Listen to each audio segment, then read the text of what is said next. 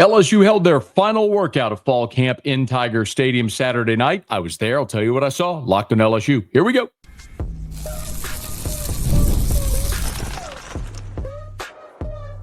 You are Locked On LSU, your daily podcast on the LSU Tigers. Part of the Locked On Podcast Network, your team every day. Okay, let's get it. It is Locked On LSU, your team every day. I'm your host, Matt Moscona. Thanks so much for making us your first listen. We are free, available wherever you get great podcasts, of course, on YouTube as well. So please subscribe. As always, one of the fastest ways to help us grow is by leaving your comments below. So thank you sincerely for that. LSU has put a button on fall camp. 21 practices in the books. The next time LSU hits the practice field, it will be full bore of game week for Clemson. So Saturday night in Tiger Stadium, 7:30. Brian Kelly put the guys through about an hour and a half workout in Tiger Stadium, maybe a little bit less than that, at least what the media was invited to see. Family was invited to attend as well. So the media viewed from the press box, family, other guests watched from the seats on the west sideline. And I was really excited about being in Tiger Stadium. Very surprised that we were going to get to see the final scrimmage of fall camp, something the media has never gotten to do before. And after being in Tiger Stadium, I sort of understand why Brian Kelly was willing to let us watch what transpired. It was not a scrimmage. It was more of a practice and a dress rehearsal for next Saturday night in Clemson, South Carolina. So here's how we're going to break up today's episode.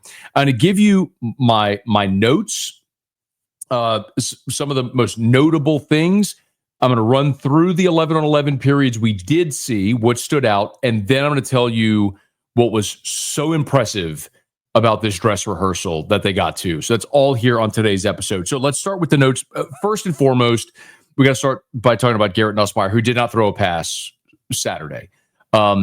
When they began practice, it was a lot of what we commonly see, their offensive ready period, where it's just against air, a no huddle, just a tempo period. That was Michael Van Buren running that with the ones. Nuss was there, dressed, fully dressed, no sleeve on his knee, completely uninhibited, but Van Buren ran that period. When they were running cornerback DB routes and 7-on-7s, it was Van Buren and Colin Hurley with Nuss watching. When they did team periods, Nuss was out there with the first team offense plenty, but all he did was hand off. He did, as far as we saw, he did not attempt to pass in this practice. Now, I know for a lot of people, sirens are going to go up. I want to remind you of this. Last Friday, we had media availability. So at the time we recorded this 8 days ago, Friday before last scrimmage, we had media availability. Same thing.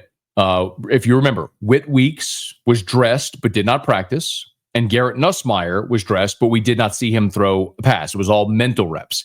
After that practice, we had media availability with Brian Kelly. So again, this was 8 days ago at the time we recorded this last Friday. This is what Brian Kelly said. Yeah, just managing the load. We're not going to have him practice 5 days in a row until we get into game week. So today was his day off. He'll be back out there tomorrow. He'll scrimmage tomorrow. Nuss is much more about managing his throws. He hit a number of throws where we give him some time to back off a little bit. He'll be back out tomorrow, full go, scrimmaging tomorrow.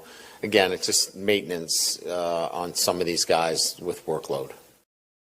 So there's no reason to believe it's anything other than that. Now, full disclosure, we did not get media availability with Brian Kelly or the players after the scrimmage. Otherwise, he obviously would have been asked why Nussmeier wasn't throwing the football. The next media availability we have with Brian Kelly will be his Monday press conference of Clemson week. So you better believe he's going to be asked about Garrett Nussmeier not throwing while we were all out there. So just something to file away.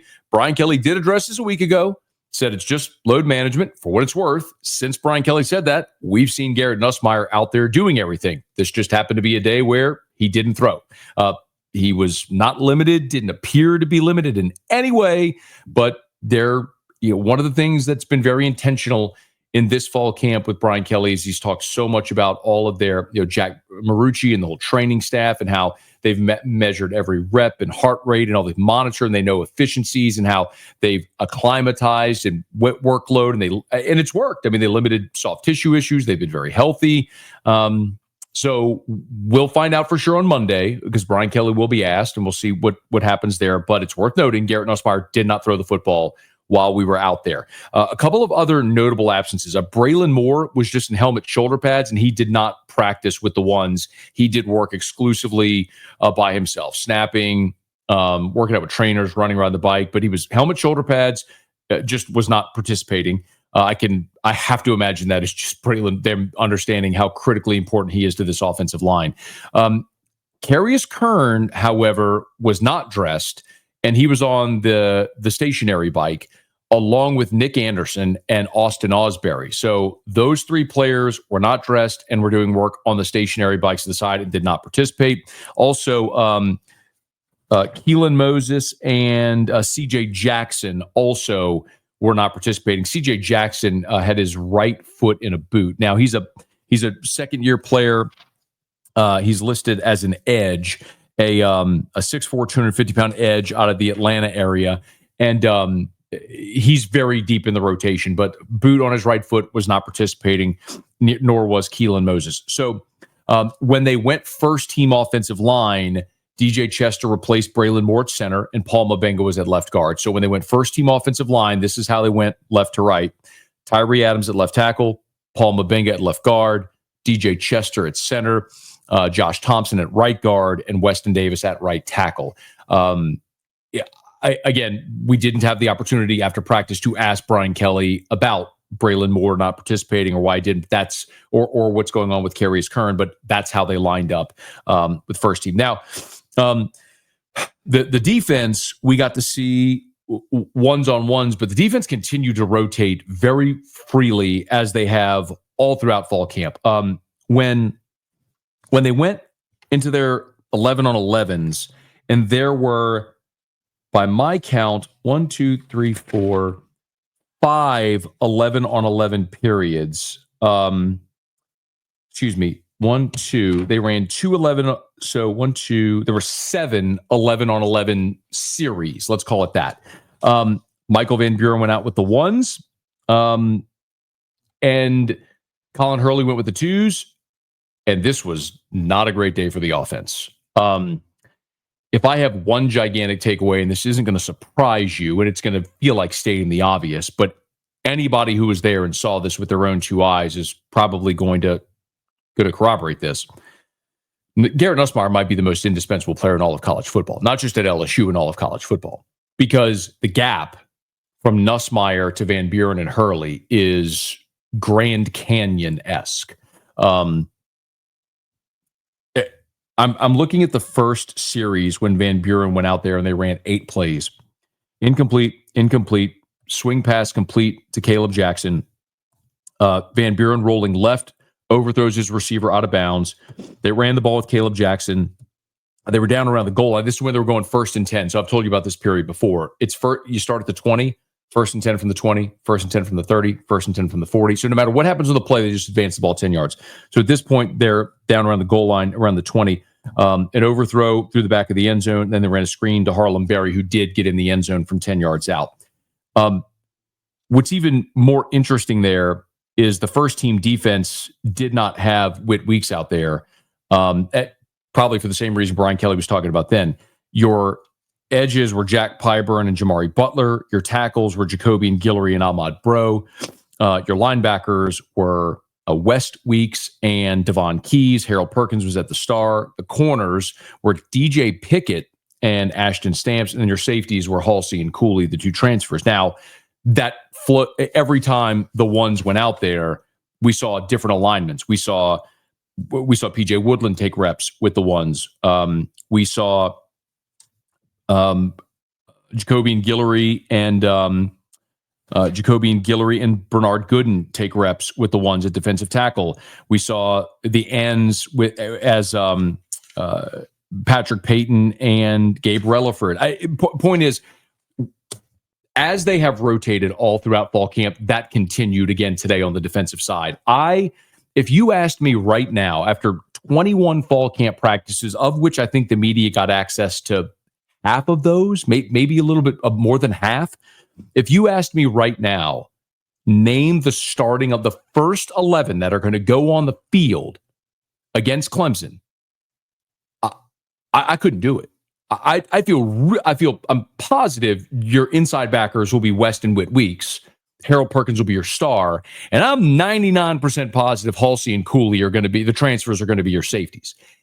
Everything else, I could believe anything. One other thing I failed to mention a bit ago that I should have gotten to is Dominick McKinley. Dominick McKinley, I did not see at practice. Now, he did not rotate in any of these periods, and I didn't, and it's not like I saw him with a jersey on the sideline. I just didn't see him anywhere. So again, no media availability after, didn't have opportunity to ask about why he wasn't there or where he was, but we'll hopefully get that answer on Monday. Okay, I need to knock out a quick break, and when I come back, I want to delve deeper into what happened in the 11-on-11, which will continue to point to how indispensable Garrett Nussmeier is. Maybe a big hat tip to the defense, actually. And then I want to go through this dress rehearsal sequence, which was so mightily impressive. We'll get to that here in a second. It's Locked on LSU, your team every day.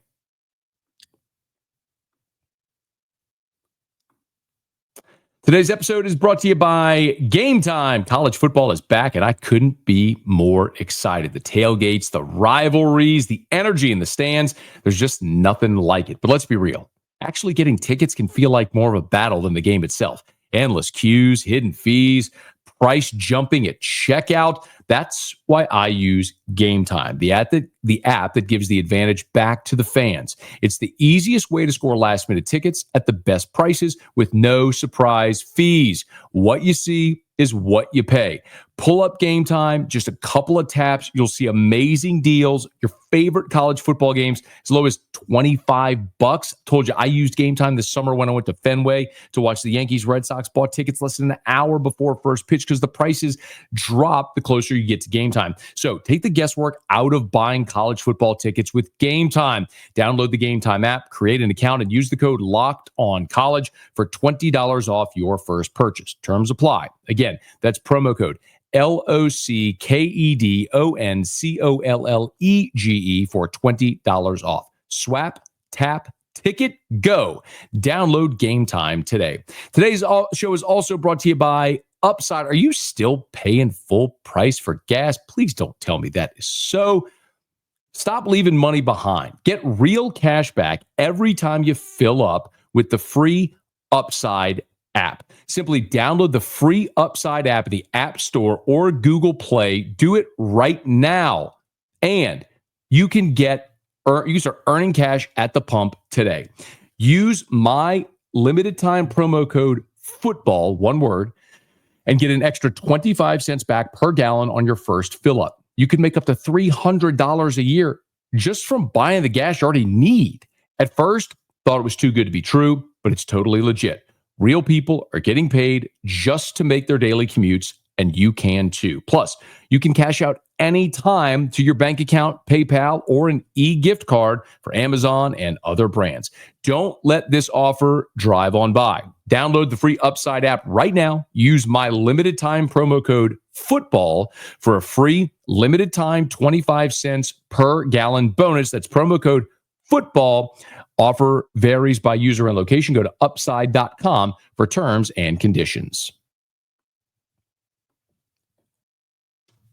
All right, I want to run through the rest of this 11-on-11, and I'll do it pretty quickly. So, told you about that first sequence where Harlem Berry got in the end zone on a screen. It was interesting to see Caleb Jackson, Harlem Berry with the ones. Caden Durham went with the twos. I don't read anything into that whatsoever. Caden Durham is the lead running back on this team. Do not get it sideways. They just get a lot of different guys reps, and they're rotating a bunch. So the twos go out there. Hurley playing quarterback. Handoff to Durham. Beautiful pass actually down the seam to Kyle Parker. That might have been the best ball, second best ball of the offensive day. I'll get to that in just a quick second. They ran a swing pass to Harlem Berry. Hurley rolling to his left to the sideline for Kylan Billiot. Actually, a very nice pitch and catch that was covered. A run by Juwan Johnson. overthrow on the sideline, and then a quarterback draw. And then then they went and ran 7-on-7s and the pass rush drill. So those were the only two 11-on-11s we saw initially. Then they came back and ran 5 more 11-on-11s. I will tell you this. 2 things, one each in the 7-on-7 and the pass rush.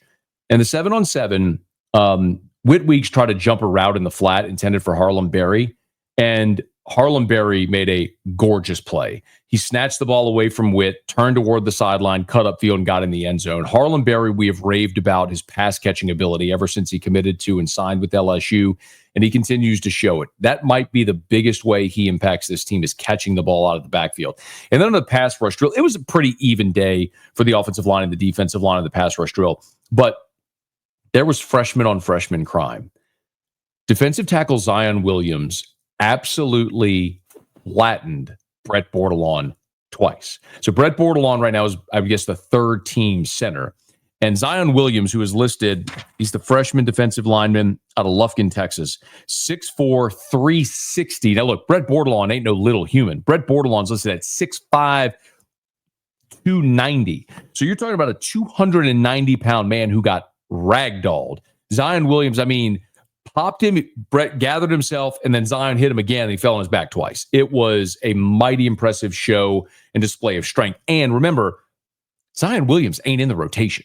When you're talking about the defensive line rotation, it's Bro, McKinley, Guillory, Sadir Mitchell, and obviously Bernard Gooden. Like, those are the 5 that we're seeing really as part of the rotation. I guess you could throw Sean Washington there as well, which would be 6 before you get to the freshmen. So the point is, the future is very bright there at defensive line.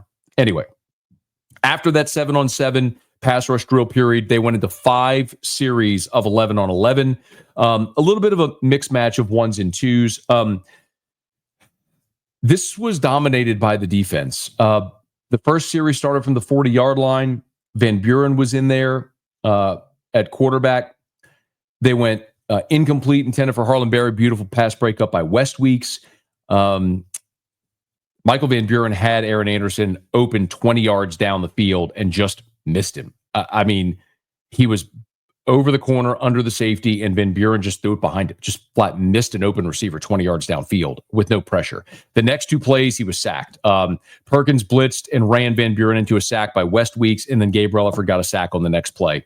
Nussmeier comes in and just handed off. Handed off to Caden Durham, tossed left to Caden Durham, handed off to Harlem Berry. Michael Van Buren came in, pass breakup by Ashton Stamps, and then a 15-yard reception by Berrien Brown down the right sideline, which was a nice catch and run. Colin Hurley comes in, first down in the left flat, throws it low. It's almost intercepted by Mansour Delane. Gabe Relaford gets another sack. On the third play, Hurley misses an open Kyle Parker. On the 4th down, they hand it off to Juwan Johnson. And then on the 5th play, Hurley, trying to evade the defender, starts to scramble and gets tackled for a loss. So the defense was owning this period. Nuss comes in. They're at the 30-yard line at this point. Handoff to Harlem Berry for a TFL. It was Michael Turner on the tackle. A run to Harlem Berry, a draw to Caden Durham. Michael Van Buren comes in, and these were the 2 best plays offensively of the day. They ran a tight end screen to Bauer Sharp. Beautiful design. Sharp came underneath, dumped to him, turned upfield. Nice catch and run. And then the play of the day offensively was Michael Van Buren to Xavier Thomas for a 65-yard touchdown right over the top. Xavier Thomas got behind Michael Turner.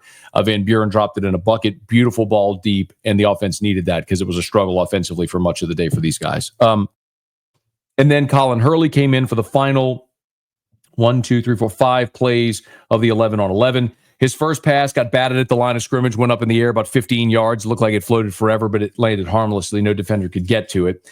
They ran a wide receiver screen to Phillip Wright. They handed off to Caleb Jackson.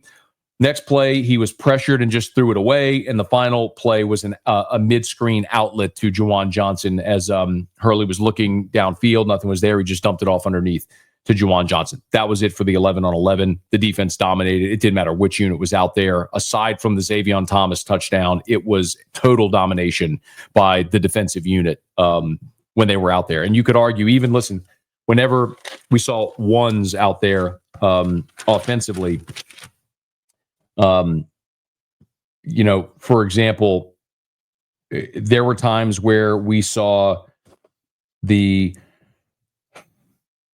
twos defensively kind of having their way. And it just goes to show you, man, how indispensable Garrett Nussmeier is. The backup quarterbacks continue to miss open receivers, and they're young players who have a lot of ability, and I think will continue to grow and develop and have a lot of reason and promise and reason to be excited about their ability, like the deep ball touchdown to Xavier Thomas we just talked about. I mean, it's in there with those guys. Hurley is obviously, missed all of spring and is coming back from some devastating injuries that he suffered in that car wreck. So you got to be patient with him as he gets back in the flow. But the point being, there is no good option behind Garrett Nussmeier right now with Van Buren and Hurley. If for whatever reason Garrett Nussmeier cannot go at any point, this team takes a significant step back. There maybe isn't a more indispensable player in all of college football than Garrett Nussmeier this year, at least among perceived contenders. So before we wrap up, it was interesting because after that 11-on-11, they did this interesting sequence where Ahmad Anan goes to midfield and starts calling all the special teams unit. And this was the dress rehearsal. So imagine, the special teams coach is 3 yards on the field and he's calling an individual unit, right? So all the guys that are going to get ready to run on the field huddle right there by the coach, and then calls them out on the field. They're counting to make sure everybody's there, and then they run off. And then it's you call them out on the field, and then one guy has to go out to replace another guy. They're basically sequencing and simulating the entire thing, making sure everybody knows from punt return, kick return, punt block, onside kick, every single one. I mean, this went on for probably a good 5 to 10 minutes of just running these guys 3 yards onto the field in formation and then getting them off. And everybody took their turn. Well, after that, they go into a kickoff return, and Braelin Brown is your kickoff return specialist, by the way. Xavier Thomas is going to return punts. The offense goes out there against the scout defense. And at this point, we're thinking, okay, are we going to watch like some offensive periods? That is not what we saw.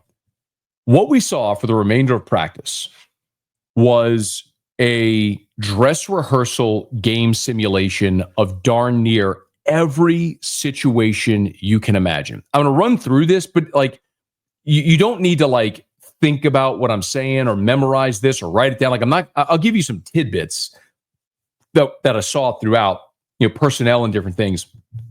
But really, it's just understanding how detailed Brian Kelly and his staff are. While we're in the stadium, by the way, the video boards have Clemson highlight videos showing they're trying to simulate a Clemson home game as best as they can with all this.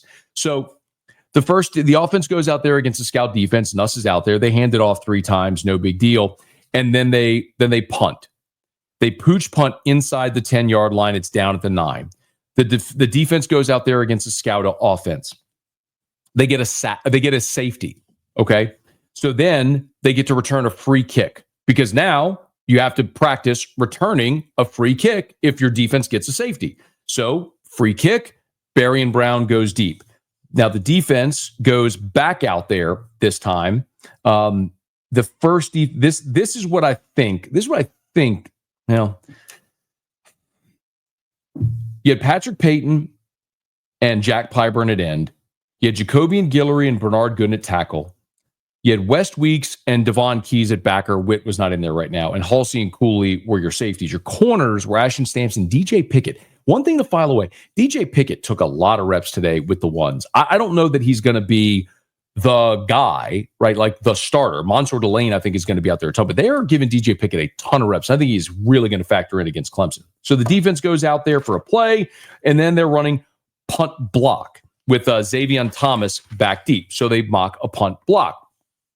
Well, after that, they run out there the PAT unit. Xavier Thomas returns it. It's a touchdown. They run out there the PAT unit. And then during the PAT, they run a fake where the holder, who is the punter, Grant Chadwick, it's a fire call, and he rolls to his right and dumps it to Trey'Dez Green. Okay, so 2-point conversion's good. Then after that, what do you have to do? You have to kick off. Well, Aaron Burrell goes out there, kicks off. It's a touchback. Well, now the scout offense comes out against the second team defense. They get a hold, so then they got to go into punt return. So punt return runs out there, and Xavier Thomas returns it. Then the offense has to go out there. So Nuss goes out there. They run one play, and on the second play, which is 2nd and 6, they simulate a fumble. Nuss kind of just rolled the ball like he was bowling, but they were simulating a fumble. So quick exchange. Defense has to run back out there at their own 20-yard line, right? So backed up right there. Well, after that, they get a stop, quote unquote, and then Nuss. They get a long play at they're at the plus 3-yard line. So the offense is simulating playing at from their 1st and goal from the 3. Nuss rolls, keeps it for a touchdown. And they ran another play where they ran 8 and Juwan Johnson in motion from receiver to the left to the back into the backfield. They handed the ball for a touchdown. So they score a touchdown. Next, they do a pooch kickoff simulating that there was a penalty after the touchdown. So instead of kicking off from the 35, you're kicking off from midfield. So the offense starts at the 50-yard line at this situation. They run a few plays, then they kick a 32-yard field goal.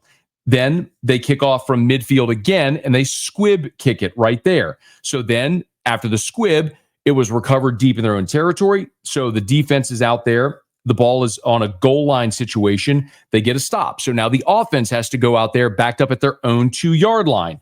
The punter, they have to punt from out of the back of the end zone. They take a safety. So what happens when you take a safety? You got to have a free kick. So then LSU goes and runs their free kick unit out there. That was Aaron Burrell who kicked it out of bounds. Incidentally, can't have that. Well, because he kicked it out of bounds, got to start at the 30-yard line. So the defense goes out there defending the 30.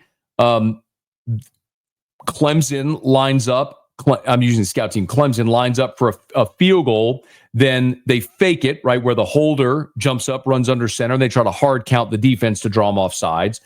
Then it was a long field goal that they attempted. They had field goal return. Think Odell Beckham 2013 or Auburn against Bama on kick 6. Berrien Brown is standing back to return the kick. He returns it to the plus 25-yard line.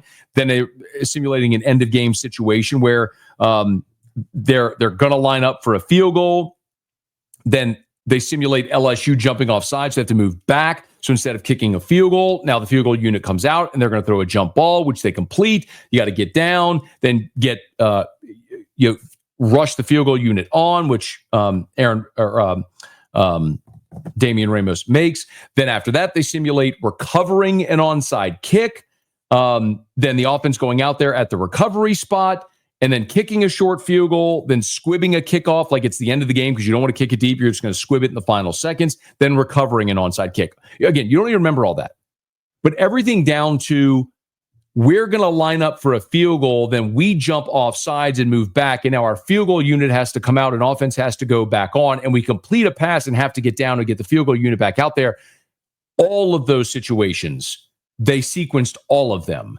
It was really impressive to watch. I understand if you were going in there expecting to see a scrimmage and Nuss slinging the ball and 11 on 11 and full contact tackle, that would have seemed boring.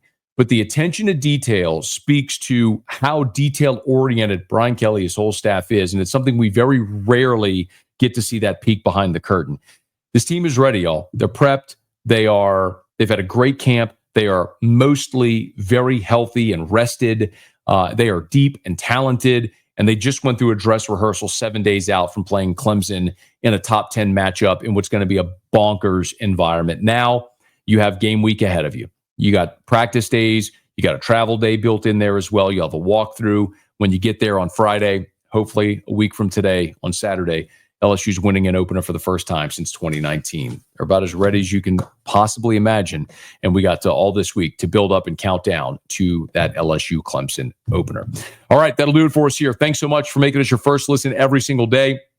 If you're on podcast, please subscribe on your favorite podcast app. Rate us, leave a review. If you're on YouTube, smash that like button, subscribe to the channel, hit the bell so you're notified whenever we post a new video, and let a friend know if they love the Tigers. We got you here every single day for Locked on LSU, your team every day.